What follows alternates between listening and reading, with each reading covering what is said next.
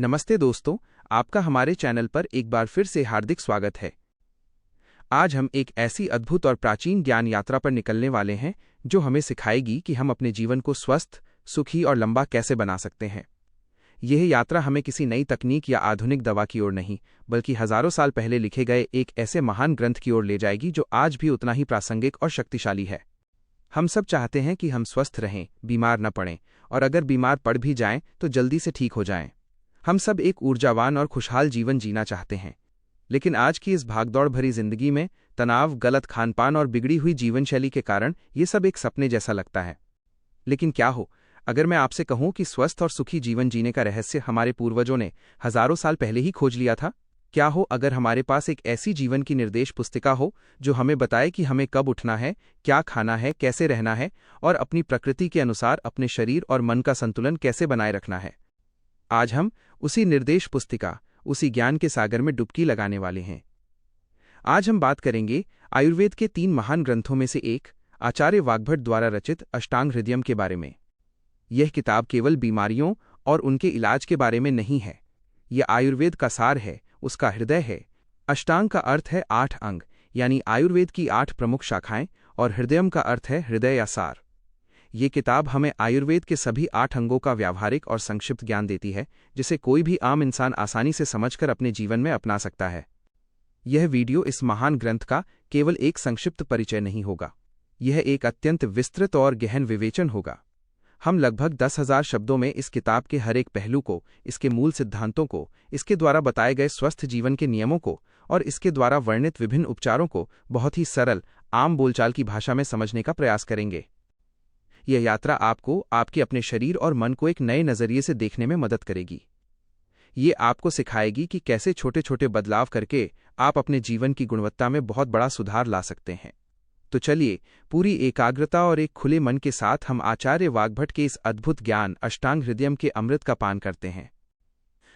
भाग 1, भूमिका, आयुर्वेद क्या है और अष्टांग हृदयम का महत्व। अपनी मुख्य यात्रा शुरू करने से पहले आइए संक्षेप में ये समझ लें कि आयुर्वेद क्या है और अष्टांग हृदयम का इसमें क्या स्थान है। आयुर्वेद 2 शब्दों से मिलकर बना है, आयु जिसका अर्थ है जीवन और वेद जिसका अर्थ है ज्ञान या विज्ञान। तो आयुर्वेद का अर्थ हुआ जीवन का विज्ञान। यह केवल बीमारियों का इलाज करने का विज्ञान नहीं है, बल्कि यह एक संपूर्ण जीवन जीने की कला है। ये हमें सिखाता है कि हम शारीरिक, मानसिक, सामाजिक और आध्यात्मिक रूप से स्वस्थ कैसे रहें। आयुर्वेद की जड़ें हमारे वेदों जितनी ही प्राचीन हैं। इसे दुनिया की सबसे पुरानी चिकित्सा प्रणालियों में से एक माना जाता है। आयुर्वेद के 3 सबसे महत्वपूर्ण और आधारभूत ग्रंथ हैं, जिन्हें बृहत्त्रयी यानी 3 महान ग्रंथ कहा जाता है। ये हैं 1. चरक संहिता, जिसे मुख्य रूप से काय चिकित्सा यानी आंतरिक चिकित्सा का ग्रंथ माना जाता है। 2. सुश्रुत संहिता, जिसे शल्य चिकित्सा यानी सर्जरी का जनक माना जाता है। 3. और अष्टांग हृदयम, जिसे आचार्य वाग्भट ने रचा है। अष्टांग हृदयम की खासियत क्या है? आचार्य वाग्भट 7वीं शताब्दी के आसपास हुए थे। उन्होंने चरक संहिता और सुश्रुत संहिता दोनों के ज्ञान को, साथ ही उस समय के अन्य प्रचलित आयुर्वेदिक ज्ञान को इकट्ठा करके उसे एक बहुत ही संक्षिप्त, सुव्यवस्थित और आसानी से समझ में आने वाले रूप में प्रस्तुत किया। अष्टांग हृदयम की भाषा बहुत ही काव्यात्मक और सरल है। इसके श्लोक आसानी से याद किए जा सकते हैं। इसीलिए ये ग्रंथ हजारों सालों से आयुर्वेद के छात्रों और चिकित्सकों के लिए सबसे लोकप्रिय और आधारभूत पाठ्यपुस्तकों में से एक रहा है। यह किताब आयुर्वेद के सभी 8 अंगों का सार प्रस्तुत करती है। ये 8 अंग हैं: 1. काय चिकित्सा, आंतरिक चिकित्सा। 2. बाल रोग, बच्चों के रोग। 3. गृह चिकित्सा, मानसिक रोग और अज्ञात कारणों से होने वाले रोग। 4. ऊर्ध्वांग चिकित्सा, आंख, कान, नाक, गला और सिर के रोग। 5. शल्यतंत्र, सर्जरी। 6. दंष्ट्रा चिकित्सा, विष विज्ञान यानी जहर का इलाज। 7. जरा चिकित्सा या रसायन, वृद्धावस्था को रोकने और शरीर को फिर से जवान बनाने की चिकित्सा। 8. वृश्य चिकित्सा या वाजीकरण, प्रजनन क्षमता और यौन शक्ति बढ़ाने की चिकित्सा। अष्टांग हृदयम हमें इन सभी 8 अंगों का एक संतुलित और व्यावहारिक ज्ञान देता है। ये केवल चिकित्सकों के लिए ही नहीं, बल्कि हर उस आम इंसान के लिए भी उपयोगी है जो एक स्वस्थ और लंबा जीवन जीना चाहता है। भाग 2, आयुर्वेद के मूल सिद्धांत, प्रकृति की भाषा को समझना। अष्टांग हृदयम को समझने के लिए हमें पहले आयुर्वेद के कुछ मूल सिद्धांतों को समझना होगा। ये सिद्धांत ही आयुर्वेद की नींव है, जिनके आधार पर पूरा चिकित्सा विज्ञान खड़ा है। पहला सिद्धांत है पंचमहाभूत सिद्धांत। आयुर्वेद के अनुसार यह पूरा ब्रह्मांड और हमारा शरीर भी 5 मूल तत्वों से बना है। ये हैं पृथ्वी, ठोसता, जल, तरलता, अग्नि, गर्मी और परिवर्तन, वायु, गति और आकाश, स्थान या खालीपन। हमारे शरीर की हर कोशिका, हर ऊतक, हर अंग इन्हीं 5 तत्वों के अलग अलग अनुपात में मिलने से बना है। दूसरा और सबसे महत्वपूर्ण सिद्धांत है त्रिदोष सिद्धांत। इन्हीं पंचमहाभूतों के संयोजन से हमारे शरीर में 3 मूल जैविक ऊर्जाएं या दोष बनते हैं, जो हमारे शरीर की सभी शारीरिक और मानसिक क्रियाओं को नियंत्रित करते हैं। ये 3 दोष हैं वात, पित्त और कफ। आइए इन तीनों को सरल भाषा में समझते हैं। वात दोष, यह मुख्य रूप से वायु और आकाश तत्वों से बना है। इसका स्वभाव है हल्का, सूखा, ठंडा और गतिशील। हमारे शरीर में होने वाली हर प्रकार की गति, जैसे सांस लेना, दिल का धड़कना, रक्त का संचार, मांसपेशियों का हिलना और यहाँ तक कि हमारे विचारों का चलना भी वात दोष के कारण ही होता है। जब वात संतुलित होता है तो हम ऊर्जावान, रचनात्मक और उत्साही महसूस करते हैं। जब वात बढ़ जाता है तो हमें चिंता, अनिद्रा, सूखापन, कब्ज और जोड़ों में दर्द जैसी समस्याएं हो सकती हैं। पित्त दोष, यह मुख्य रूप से अग्नि और जल तत्वों से बना है। इसका स्वभाव है गर्म, तीक्ष्ण, हल्का तैलीय और परिवर्तनशील। हमारे शरीर में होने वाला हर प्रकार का पाचन, चयापचय, मेटाबॉलिज्म और ऊर्जा का उत्पादन पित्त दोष के कारण ही होता है। हमारी बुद्धि, हमारी समझ और हमारा साहस भी पित्त से ही नियंत्रित होता है। जब पित्त संतुलित होता है तो हमारी पाचन शक्ति अच्छी होती है, हमारी त्वचा चमकदार होती है और हम बुद्धिमान और साहसी महसूस करते हैं। जब पित्त बढ़ जाता है तो हमें सीने में जलन, गुस्सा, त्वचा पर चकत्ते और अत्यधिक पसीना आने जैसी समस्याएं हो सकती हैं। कफ दोष, यह मुख्य रूप से पृथ्वी और जल तत्वों से बना है। इसका स्वभाव है भारी, ठंडा, तैलीय, चिकना और स्थिर। हमारे शरीर का ढांचा, हमारी मांसपेशियां, हमारी हड्डियां, हमारे शरीर में मौजूद चिकनाई और नमी, ये सब कफ दोष के कारण ही है। कफ हमें स्थिरता, शक्ति, सहनशक्ति और भावनात्मक शांति प्रदान करता है। जब कफ संतुलित होता है तो हमारा शरीर मजबूत होता है, हमारी रोग प्रतिरोधक क्षमता अच्छी होती है और हम शांत और स्थिर महसूस करते हैं। जब कफ बढ़ जाता है तो हमें आलस्य, मोटापा, सर्दी, खांसी और मोह या आसक्ति जैसी समस्याएं हो सकती हैं। हर व्यक्ति के अंदर ये तीनों दोष मौजूद होते हैं, लेकिन हर व्यक्ति में इनका अनुपात अलग अलग होता है। यही अनुपात हमारी प्रकृति यानी हमारे शरीर और मन के मूल स्वभाव को निर्धारित करता है।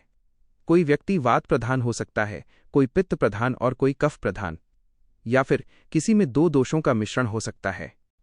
आयुर्वेद का मानना है कि स्वास्थ्य का अर्थ है इन तीनों दोषों का संतुलन, और रोग का अर्थ है इनमें से किसी एक या अधिक दोषों का असंतुलन, जिसे विकृति कहा जाता है। तीसरा सिद्धांत है सप्त धातु। हमारे शरीर का निर्माण 7 प्रकार के ऊतकों या धातुओं से होता है। ये एक क्रम में बनते हैं: रस, प्लाज्मा या लसिका, रक्त, खून, मांस, मांसपेशियां, मेद, वसा, अस्थि, हड्डियां, मज्जा, अस्थि मज्जा और तंत्रिका ऊतक, और शुक्र, प्रजनन ऊतक। इन 7 धातुओं का स्वस्थ और संतुलित होना हमारे शरीर की मजबूती और पोषण के लिए आवश्यक है। चौथा सिद्धांत है त्रिमल। हमारे शरीर में भोजन के पाचन और चयापचय के बाद जो अपशिष्ट पदार्थ बनते हैं उन्हें मल कहा जाता है। इनका शरीर से नियमित रूप से बाहर निकलना स्वास्थ्य के लिए अत्यंत आवश्यक है। 3 मुख्य मल हैं: पुरीश मल, मूत्र, पेशाब और स्वेद, पसीना। 5वां सिद्धांत है अग्नि। अग्नि का अर्थ है आग, लेकिन आयुर्वेद में इसका बहुत व्यापक अर्थ है। ये हमारे शरीर में मौजूद पाचन और चयापचय की शक्ति है। हमारे पेट में मौजूद मुख्य पाचन अग्नि को जठराग्नि कहा जाता है। यही अग्नि हमारे द्वारा खाए गए भोजन को पचाकर उसे ऊर्जा और ऊतकों में बदलती है। आयुर्वेद के अनुसार लगभग सभी रोगों का मूल कारण है हमारी अग्नि का मंद पड़ जाना। यदि आपकी पाचन अग्नि मजबूत है तो आप स्वस्थ रहेंगे। यदि आपकी अग्नि कमजोर है तो भोजन ठीक से पचेगा नहीं, शरीर में आम यानी विषैले पदार्थ जमा होंगे और यही रोगों को जन्म देगा।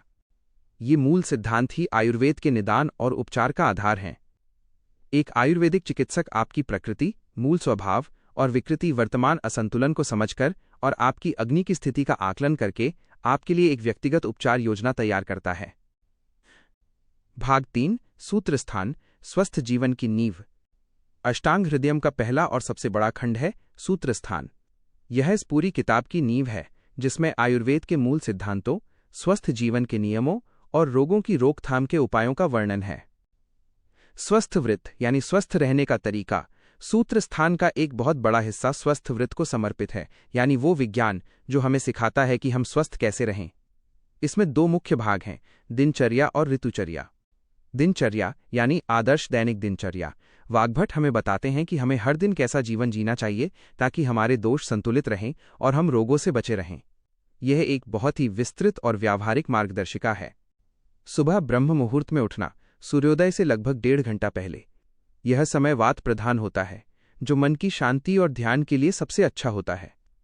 उठने के बाद उषापान करना, तांबे के बर्तन में रखा पानी पीना ताकि शरीर से विषैले पदार्थ बाहर निकल सकें। मल मूत्र का त्याग करना, दातुन करना, नीम या बबूल जैसी कड़वी जड़ी बूटियों की टहनी से दांत साफ करना, जीभ को साफ करना, अंजन लगाना, आंखों में काजल या औषधीय अंजन लगाना ताकि आंखों की रोशनी अच्छी रहे, नस्य करना, नाक में औषधीय तेल की कुछ बूंदें डालना ताकि सिर और गले के रोग दूर रहें, अभ्यंग करना, पूरे शरीर पर गर्म तेल से मालिश करना। ये त्वचा को मुलायम बनाता है, मांसपेशियों को मजबूत करता है और वात को शांत करता है। व्यायाम करना, अपनी क्षमता के अनुसार योग, प्राणायाम या अन्य व्यायाम करना। उपटन लगाना, हल्दी बेसन जैसी चीज़ों का लेप लगाना और फिर स्नान करना। ध्यान और प्रार्थना करना, स्वस्थ और ताज़ा नाश्ता करना, फिर अपने दिन के काम पर लगना। दोपहर का भोजन समय पर और शांत मन से करना। शाम को हल्का भोजन करना। रात को जल्दी और पर्याप्त नींद लेना। यह दिनचर्या हमें सिखाती है कि कैसे हम अपने शरीर की घड़ी के अनुसार जीकर और छोटी छोटी स्वस्थ आदतों को अपनाकर अपने स्वास्थ्य को बनाए रख सकते हैं। ऋतुचर्या यानी मौसम के अनुसार जीवन शैली।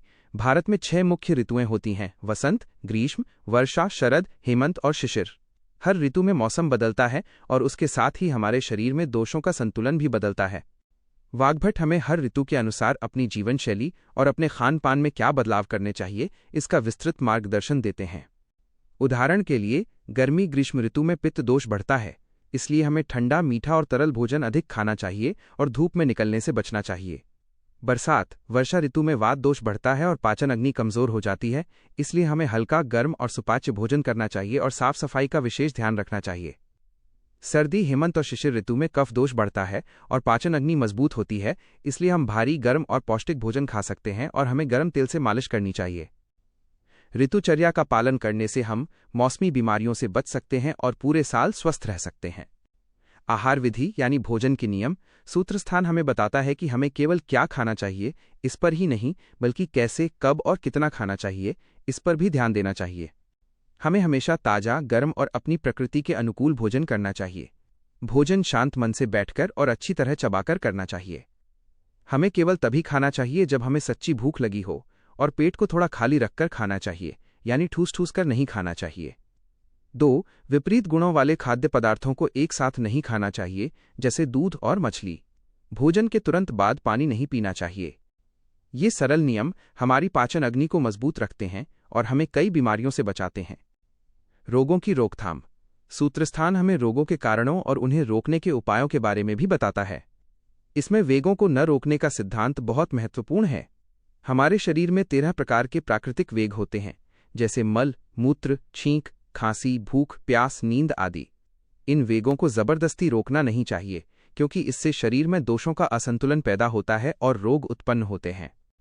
इसी तरह हमें अपनी इंद्रियों का अत्यधिक उपयोग या दुरुपयोग करने से भी बचना चाहिए। सूत्रस्थान हमें ये सिखाता है कि स्वास्थ्य कोई संयोग नहीं है, ये हमारे दैनिक जीवन के छोटे छोटे अनुशासित विकल्पों का परिणाम है। भाग 2, शरीर स्थान, हमारे शरीर का अद्भुत नक्शा। अष्टांग हृदयम का अगला खंड है शरीर स्थान। यह खंड हमारे शरीर की रचना, उसके विभिन्न अंगों और गर्भ में एक जीवन के निर्माण की प्रक्रिया का वर्णन करता है। गर्भ विज्ञान। इसमें बताया गया है कि कैसे माता पिता के बीज, शुक्र और आर्तव, आत्मा और पंच महाभूतों के मिलने से एक नए जीवन का निर्माण होता है। गर्भ के हर महीने में शिशु का विकास कैसे होता है, इसका बहुत ही सुंदर और विस्तृत वर्णन है। गर्भवती महिला को कैसी देखभाल करनी चाहिए, इसका भी मार्गदर्शन दिया गया है। शरीर रचना विज्ञान। हालांकि ये सुश्रुत संहिता जितना विस्तृत नहीं है, फिर भी इसमें शरीर के मुख्य अंगों, हड्डियों, मांसपेशियों, नसों, शिरा, धमनी, स्रोतस और मर्म स्थानों का वर्णन मिलता है। मर्म स्थान शरीर के वे अत्यंत महत्वपूर्ण बिंदु होते हैं जहां पर चोट लगने से गंभीर परिणाम या मृत्यु भी हो सकती है। प्रकृति का निर्धारण। शरीर स्थान हमें ये भी समझाता है कि जन्म के समय हमारी प्रकृति वात पित्त कफ का निर्धारण कैसे होता है और ये जीवन भर लगभग स्थिर रहती है।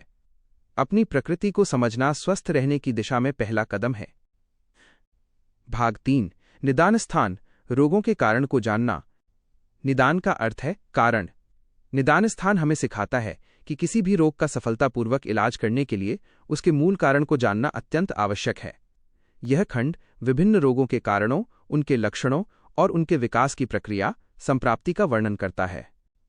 रोग के कारण हेतु आयुर्वेद के अनुसार रोगों के मुख्य कारण हैं असात्म्य इंद्रियार्थ संयोग, यानी हमारी इंद्रियों का उनके विषयों के साथ गलत, अत्यधिक या अपर्याप्त संपर्क, जैसे बहुत तेज आवाज सुनना, बहुत तेज रोशनी देखना। प्रज्ञापराध यानी जानबूझकर गलत काम करना, अपनी बुद्धि का दुरुपयोग करना, जैसे पता होते हुए भी अस्वास्थ्यकर भोजन करना। परिणाम यानी समय का प्रभाव, जैसे मौसम का बदलना, बुढ़ापा आना। इन कारणों से हमारे शरीर में दोषों वात पित्त कफ का असंतुलन पैदा होता है और यही असंतुलन रोगों को जन्म देता है। रोग के लक्षण लिंग निदान स्थान विभिन्न रोगों के विशिष्ट लक्षणों का वर्णन करता है। यह लक्षण हमें बताते हैं कि कौन सा दोष बढ़ा हुआ है और रोग किस अवस्था में है। रोग की प्रक्रिया संप्राप्ति ये आयुर्वेद का एक बहुत ही अनूठा सिद्धांत है। यह बताता है कि कैसे दोषों का असंतुलन धीरे धीरे शरीर में फैलता है और किसी विशेष अंग या ऊतक में जाकर रोग को उत्पन्न करता है। इस प्रक्रिया को समझना सही उपचार के लिए बहुत महत्वपूर्ण है। निदान पंचक एक रोग का पूरी तरह से निदान करने के लिए आयुर्वेद 5 चीजों को जानने पर जोर देता है। निदान कारण पूर्वरूप रोग के आने से पहले दिखने वाले हल्के लक्षण, रूप रोग के स्पष्ट लक्षण, उपशय जिस चीज से आराम मिलता है, और संप्राप्ति रोग के विकास की प्रक्रिया। भाग 4 चिकित्सा स्थान रोगों का उपचार। यह खंड अष्टांग हृदयम का सबसे बड़ा और सबसे महत्वपूर्ण हिस्सा है, जो विभिन्न रोगों के उपचार के बारे में विस्तृत जानकारी देता है। उपचार के सिद्धांत आयुर्वेद का मूल उपचार सिद्धांत है दोषों को संतुलित करना। यदि वात बढ़ा हुआ है तो उसे शांत करने वाली चिकित्सा दी जाती है। यदि पित्त बढ़ा हुआ है तो उसे कम करने वाली चिकित्सा दी जाती है। उपचार के प्रकार मुख्य रूप से 2 प्रकार के उपचार हैं, शमन और शोधन। शमन चिकित्सा का उद्देश्य है बढ़े हुए दोषों को शरीर के भीतर ही शांत करना। इसमें औषधियां, आहार और जीवन शैली में बदलाव शामिल हैं। शोधन चिकित्सा का उद्देश्य है बढ़े हुए दोषों को शरीर से बाहर निकालना। यही प्रसिद्ध पंचकर्म चिकित्सा है। पंचकर्म आयुर्वेद की एक बहुत ही शक्तिशाली और गहन शोधन प्रक्रिया है। इसमें 5 मुख्य कर्म शामिल हैं। वमन औषधियों द्वारा उल्टी कराना, मुख्य रूप से बढ़े हुए कफ को निकालने के लिए। विरेचन औषधियों द्वारा दस्त कराना, मुख्य रूप से बढ़े हुए पित्त को निकालने के लिए। बस्ती औषधीय तेलों या काढ़ों का एनीमा देना, मुख्य रूप से बढ़े हुए वात को निकालने के लिए। नस्य नाक में औषधीय तेल डालना, सिर और गले के रोगों के लिए। रक्तमोक्षण शरीर से अशुद्ध रक्त निकालना। पंचकर्म हमेशा एक योग्य आयुर्वेदिक चिकित्सक की देखरेख में ही किया जाना चाहिए। विभिन्न रोगों का उपचार चिकित्सा स्थान में ज्वर, बुखार, अतिसार, दस्त, कास, खांसी, श्वास, अस्थमा, हृदय रोग, त्वचा रोग, मानसिक रोग और जोड़ों के दर्द जैसे अनगिनत रोगों के निदान और उनके उपचार के लिए हजारों औषधीय योगों और नुस्खों का वर्णन है। इसमें हर रोग के लिए विशेष आहार, पथ्य और परहेज अपथ्य का भी उल्लेख है, क्योंकि आयुर्वेद में भोजन को ही सबसे बड़ी औषधि माना जाता है। भाग 5 कल्पस्थान और उत्तर स्थान विशेष ज्ञान। अष्टांग हृदयम के अंतिम 2 खंड हैं, कल्पस्थान और उत्तर स्थान। कल्पस्थान यह खंड मुख्य रूप से औषधियों के निर्माण, भैषज्य कल्पना और विश्व विज्ञान अगत तंत्र से संबंधित है। इसमें विभिन्न जड़ी बूटियों को कैसे इकट्ठा किया जाए, उन्हें कैसे शुद्ध किया जाए और उनसे चूर्ण, वटी, गोली, आसव, अरिष्ट, किण्वित दवाएं आदि विभिन्न प्रकार की औषधियां कैसे बनाई जाएं, इसका वर्णन है। इसमें विभिन्न प्रकार के प्राकृतिक और कृत्रिम विषों के लक्षण और उनके उपचार का भी वर्णन है। उत्तर स्थान यह खंड उन 8 अंगों में से बचे हुए 7 अंगों पर अधिक विस्तार से चर्चा करता है, जिनका वर्णन पहले के खंडों में कम हुआ है।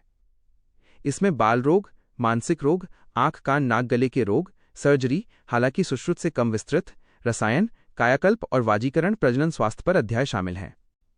रसायन चिकित्सा का उद्देश्य है बुढ़ापे को रोकना, आयु बढ़ाना और शरीर तथा मन को फिर से जवान बनाना।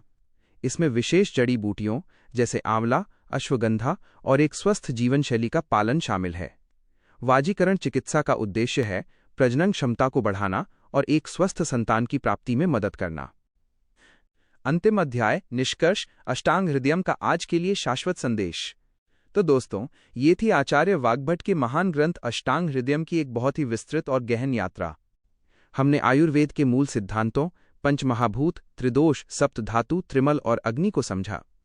हमने सूत्र स्थान में स्वस्थ रहने के नियमों, दिनचर्या, ऋतुचर्या और आहार विधि के महत्व को जाना। हमने शरीर स्थान में अपने शरीर की अद्भुत रचना को देखा। हमने निदान स्थान में रोगों के मूल कारणों को समझने की कला सीखी। हमने चिकित्सा स्थान में विभिन्न रोगों के उपचार और पंचकर्म की शक्ति को जाना। और हमने कल्प स्थान तथा उत्तर स्थान में आयुर्वेद के विशेष ज्ञान की एक झलक पाई। तो इस प्राचीन ग्रंथ का आज के हमारे आधुनिक, तनावपूर्ण और अक्सर अस्वास्थ्यकर जीवन के लिए अंतिम संदेश क्या है? अष्टांग हृदयम का सबसे बड़ा संदेश है, रोकथाम इलाज से बेहतर है। यह हमें सिखाता है कि यदि हम अपनी प्रकृति को समझकर, मौसम के अनुसार अपनी जीवन शैली को ढालकर और भोजन तथा आचरण के सरल नियमों का पालन करके एक अनुशासित जीवन जिएं, तो हम ज्यादातर बीमारियों से बच सकते हैं। इसका दूसरा संदेश है संतुलन का। स्वास्थ्य का अर्थ है हमारे दोषों, धातुओं, अग्नि और मलों का संतुलन। और ये संतुलन केवल शारीरिक नहीं, बल्कि मानसिक और भावनात्मक भी होना चाहिए। आयुर्वेद मन और शरीर को अलग नहीं मानता, वे एक दूसरे से गहराई से जुड़े हुए हैं। इसका तीसरा संदेश है वैयक्तिकरण का। आयुर्वेद हर व्यक्ति को एक अद्वितीय इकाई मानता है। जो चीज एक व्यक्ति के लिए अच्छी है, वो जरूरी नहीं कि दूसरे के लिए भी अच्छी हो। इसलिए उपचार हमेशा व्यक्ति की प्रकृति और उसकी वर्तमान विकृति के अनुसार व्यक्तिगत होना चाहिए। और इसका सबसे गहरा संदेश है प्रकृति के साथ सामंजस्य में रहना। हम इस प्रकृति से अलग नहीं हैं, हम उसका एक हिस्सा हैं। जब हम प्रकृति के नियमों का सम्मान करते हैं और उसके चक्रों के साथ अपनी लय मिलाते हैं, तो हम स्वस्थ रहते हैं। जब हम उसके खिलाफ जाते हैं, तो हम बीमार पड़ते हैं। अष्टांग हृदयम हमें याद दिलाता है कि हमारे स्वास्थ्य की चाबी हमारे अपने ही हाथों में है। हमें किसी बाहरी चमत्कार या गोली का इंतजार करने की जरूरत नहीं है। हमें बस अपने शरीर की बुद्धिमत्ता को सुनना है, अपने मन को शांत रखना है और अपने जीवन में छोटे छोटे लेकिन निरंतर सकारात्मक बदलाव लाने हैं। यह ज्ञान केवल पढ़ने या सुनने के लिए नहीं है, यह जीने के लिए है। इस गहन और जीवन बदलने वाली यात्रा में मेरा साथ देने के लिए आपका हृदय से धन्यवाद।